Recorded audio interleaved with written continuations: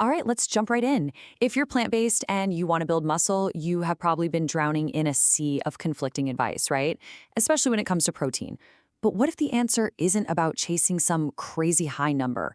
Today, we're going to cut right through all that noise and give you the real blueprint for getting stronger.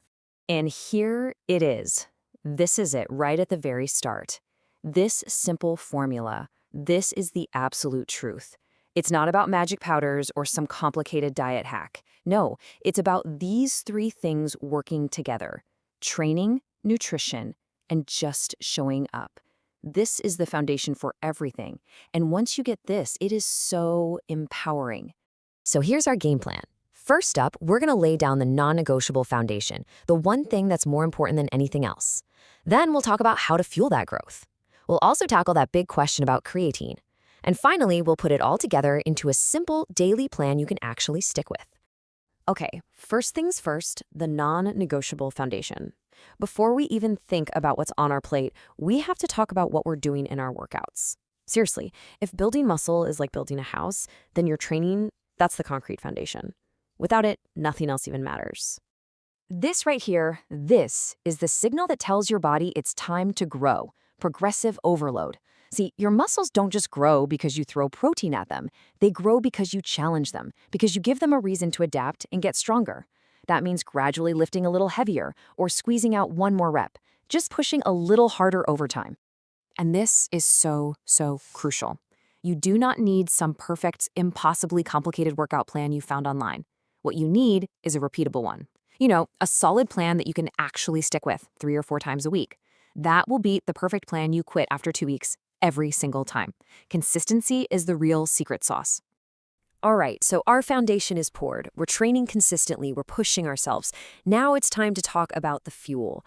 This is where we start adding the framing, the electricity, the actual bricks to our house. This is the nutrition that's going to support all that hard work.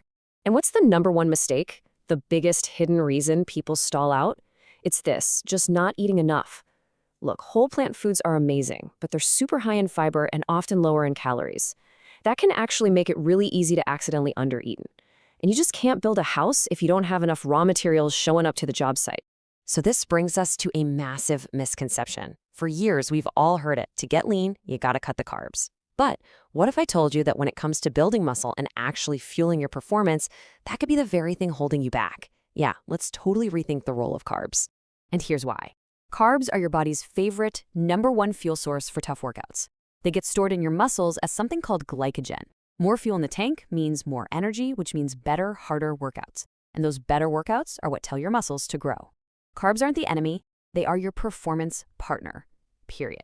Okay, so we've got our foundation, training, and our energy source, carbs. Now, we can finally talk about protein. If training is the foundation and carbs are the energy powering the construction crew, then protein, that's the actual building material. It's the bricks and the drywall that make up the muscle itself. So, how many bricks do we actually need? What's so amazing here is how reasonable this number is. The science really points to a range of about 0.8 to 1.2 grams of protein per kilogram of your body weight. For most of us, that's completely achievable on a plant-based diet without any extreme measures or chugging 5 protein shakes a day. And here's a pro tip. It's not just about the total number you hit by the end of the day. How you spread it out really matters.